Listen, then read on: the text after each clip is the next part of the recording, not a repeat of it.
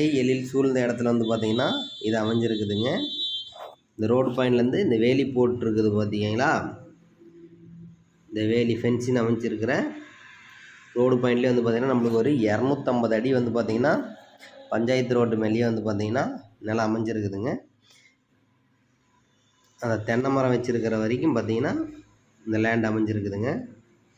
இதில் வந்து பார்த்திங்கன்னா ஃப்ரீ இபி சர்வீஸ் இருக்குதுங்க. ஒரே மட்டமான செம்மண் பூமிங்க. கரை கட்டியிருக்கு பாருங்கள். மொத்தம் 1.25 ஏக்கருங்க.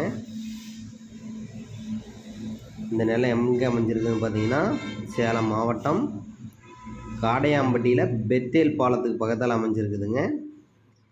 இந்த நிலத்துக்கு வந்து பார்த்தீங்கன்னா ஒரு போரு, ஒரு கிணறு அமைஞ்சிருக்குதுங்க. ரோட்லேருந்து இந்த கரை கட்டி இருக்கிறது.